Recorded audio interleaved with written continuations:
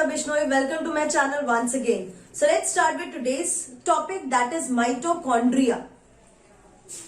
Mitochondria, mito means thread-like and chondrion means hota hai granule. So it is a thread-like granule present in the part of the cell. Now, it is a filamentous thread-like organelle present in both plants and animals except mature mammalian RBC. RBC के अलावा, mature RBC के अलावा हर एक cell में present होगा. Absent in prokaryotic cell like मोलिरेंस जो bacteria है, साइनोबैक्टीरिया है, उसमें आपको माइटोकॉन्ड्रिया देखने को नहीं मिलेगा. It is also called power house of the cell. Power house का मतलब ये एटीपी फॉर्मेशन जितना ज्यादा, ये सबसे ज्यादा एटीपी फॉर्मेशन में कंट्रीब्यूट करता है. That is why it is called power house of the cell. First largest is nucleus and the second largest organelle is mitochondria in case of animal cell. In case of plant cell सबसे पहले आता है nucleus, फिर second number पे आता है chloroplast and third number पे आता है mitochondria. That is why I told you it is the third largest organelle in case of plants. Then if we talk about size, इसका जो diameter होता है 0.5 to 2 micrometer जितना होता है and length जो होता है that is 3 to 4 micrometer in length.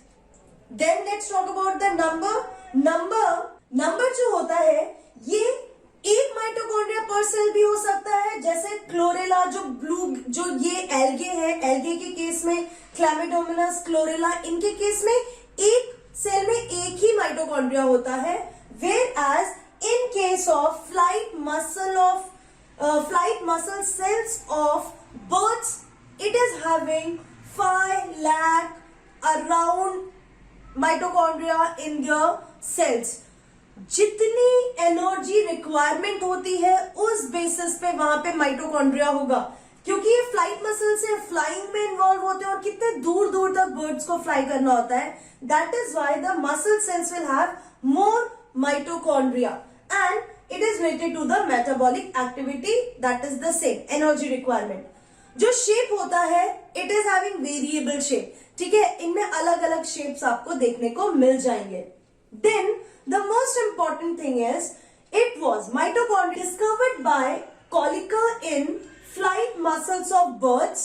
This mitochondria was called bioplast given by Altman. Altman ने उसे bioplast कहा था because of the metabolic energies happening there. And जो mitochondria term है it was given by Bender. Now let's talk about the ultrastructure of mitochondria. So quickly take a screenshot, then I will move on to the structure.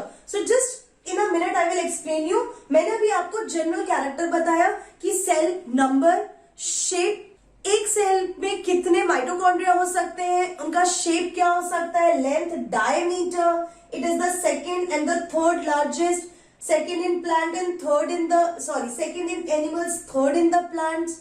इसे किसने ढूंढा, नाम किसने दिया, that all general characteristics I have covered. Now the next is the most important ultra structure of mitochondria. So let's discuss its structure. सबसे पहले जो है that is outer membrane and then comes is inner membrane. जो outer membrane है it is more lipid and less protein. It is permeable. Membrane जो है ये permeable है. Whereas inner membrane is more protein and less lipid and it is semi-permeable. The space between these two membrane is perimembranal intermembrane space. The inner compartment, जो inner membrane है उसके अंदर वाला जो पार्ट होता है उसको हम बोलते हैं मैट्रिक्स. मैट्रिक्स जो है उसके अंदर आप देखोगे बहुत सारी चीजें प्रेजेंट होती है। सबसे पहली चीज जो है कि मैट्रिक्स के अंदर डीएनए प्रेजेंट होता है। This is the DNA.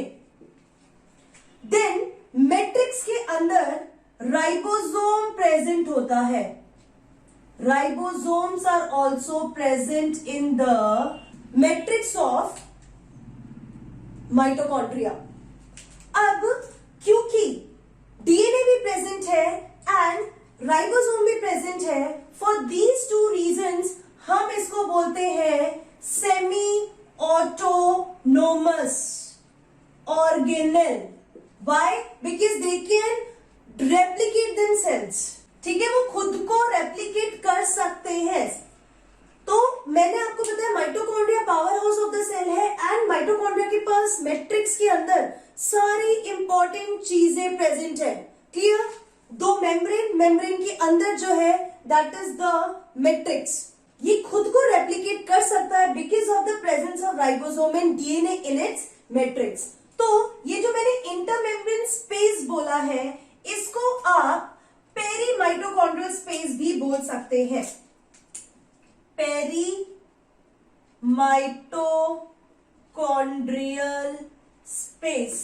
ठीक है, अब आप ये जो कर्व्स देख रहे हो, this curves can also be called crista. Then ribosome बता, डीएनए जो है वो सर्कुलर है एंड राइबोसोम है। Matrix rich in enzyme of cellular respiration, 14 chapter जो है उसमें क्लियरली बताया हुआ है कि रेस्पिरेशन जो है, सेलुलर रेस्पिरेशन कंप्लीट होता है, एरोबिक रेस्पिरेशन का पार्ट है क्रेब्स साइकिल, जो कि मैट्रिक्स में होता है। फिर इलेक्ट्रॉन ट्रांसपोर्ट सिस्टम होता है और फिर ऑक्सीडेटिव फॉस्फोराइलेशन होता है और तभी एटीपी बनता है। सो ये जो प्रोसेस है वो यहाँ इस माइटोकॉन्ड्रिया में होता है। और जो एंजाइम्स है क्रेब्स साइकिल के लिए, they are talking about Krebs cycle. The enzyme is present in the matrix.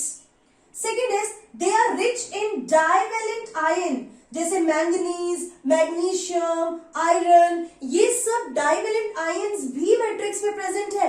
Why? Because they are acting as the activator. वो एंजाइम को एक्टिवेट करेंगे तभी तो एंजाइम एक्ट करेगा।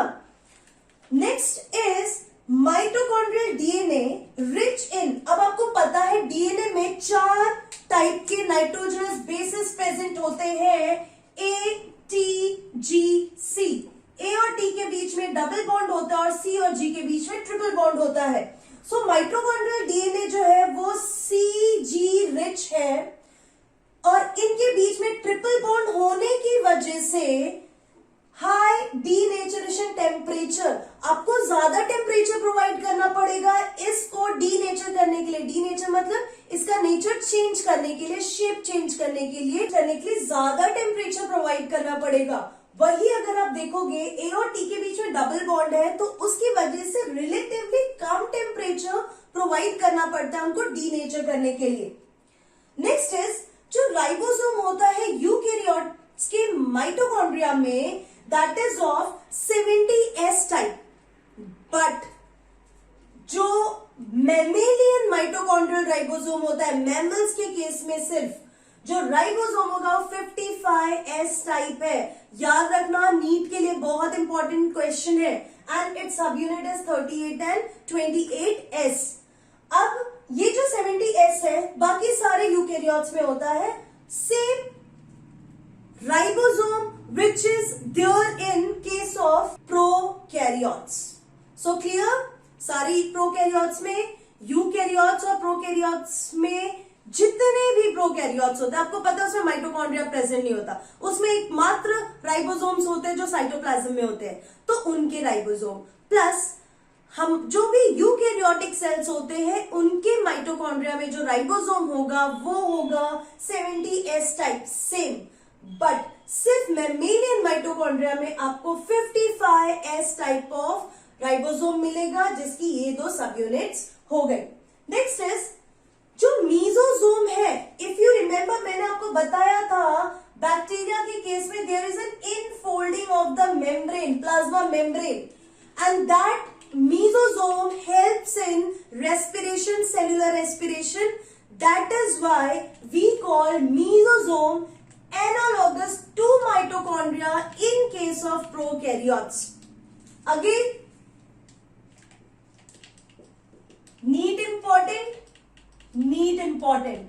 Clear? तो मैंने आपको अभी क्या क्या बता दिया. हाँ, एक और चीज, जब हम बात करते हैं फ्लाइट मसल्स की या हम मसल्स की बात करते हैं, मसल सेल्स के केस में आप माइटोकॉन्ड्रिया को सार्कोसोम बोलेंगे. Sarcosome you will call in case of muscle cells, जैसे sarcoplasmic reticulum, sarcosome, sarcolemma, likewise. Then next एक बहुत इंपॉर्टेंट चीज है, that is on the inner mitochondrial membrane there is a structure present which is called F0 F1 particle, जिनको हम oxysome बोल सकते हैं, and ATPase enzyme.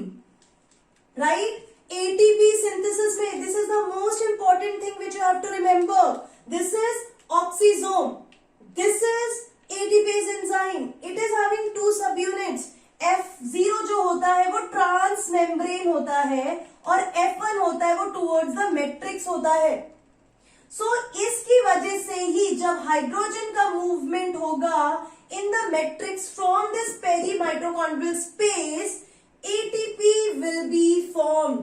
So this is having very important role in ATP synthesis. So now I will give you a short knowledge about this ATP synthetase enzyme. Till then please take a screenshot. Now we are going to discuss about oxysome. ठीक है, हम oxysome की बात करेंगे और आप इसको ATPase enzyme, ATP synthase enzyme भी बोल सकते हैं. तो ये जो मैंने एक चीज लिखी है जीनस ग्रीन, तो जब भी आप लैबोरेटरी में माइटोकॉन्ड्रिया को लोकेट करना चाहते हैं, for that you need to stain the cell with this Janus green, जिसको रेडॉक्स डाई भी बोला जाता है, and because of Janus green only the mitochondria will get stain. तो ये याद रखना है आपको. दूसरा, ये जो मैंने स्ट्रक्चर ड्रॉ किया है, आई एम ड्रॉइंग दिस, ये आपका माइटोकॉन्ड्रिया हो गया. फाइन. सो मैं ये वाला portion like this I am drawing it. Okay, या आप इसको कैसे भी कंसीडर कर सकते हैं, या आप इसको ऐसा भी कंसीडर, कोई भी पार्ट कंसीडर कीजिए. ये जो बाहर वाला मेम्ब्रेन है that is the outer membrane. ठीक है, इसकी बात कर रही हूं. उसके बाद ये जो फोल्डिंग वाला है ये इनर मेम्ब्रेन है, मैं इसकी बात कर रही हूं. फोल्डिंग के केस में आप देखोगे कि यहां पे बहुत सारे प्रोटीन मॉलिक्यूल्स प्रेजेंट होते हैं which is a part of electron transport system. ऐसे बहुत सारे प्रोटीन्स होते हैं जो इलेक्ट्रॉन ट्रांसपोर्ट सिस्टम का पार्ट है. उसके बाद आप देख सकते हो कि जो इनर मेम्ब्रेन है उसमें भी there is a part which is towards the matrix, उसको आप M face of inner membrane of mitochondria बोलोगे. And the second one which is towards the outer mitochondrial membrane is called C phase. C मतलब cytosol, cytoplasm की तरफ वाला जो part है that is C phase of inner membrane. तो inner membrane के ही दो फेसेस हो गए. अब जो इनर मेम्ब्रेन है उस पे ऑक्सीजोम्स प्रेजेंट है. Oxysomes are nothing but ATP synthase enzyme, the main enzyme which is responsible for ATP synthesis. This is having two subunits. One subunit is, you can see here, it is embedded in the membrane, and that is, this is F0 which is transmembrane. Through the transmembrane there is a stalk like structure. इसको आप stalk like structure कहते हैं. And with this stalk-like structure, another part subunit is connected which is known as F1. So this one is the F1. So ATP synthesis enzyme के 3 parts हो गए, F0, then it is the stalk and F1. This F1 is responsible for activating the enzyme, and after activation ADP will convert into ATP. तो यहां पे जब भी दो hydrogen ion का movement peri mitochondrial space towards the matrix होता है, for every 2 hydrogen ion 1 ATP is formed. So this is the oxysome, और ऑक्सीजोम जितने ज्यादा होंगे उतने ही ज्यादा एटीपी सिंथेसिस होगा माइटोकॉन्ड्रिया के अंदर. सो this is all about mitochondria. मैंने आपको जनरल कैरेक्टर बताया, मैंने स्ट्रक्चर बताया, एंड मैंने आपको बताया ऑक्सीजोम का स्ट्रक्चर और एटीपी कैसे बनता है. So this is all about mitochondria. See you in my next video. Till then keep learning and be safe.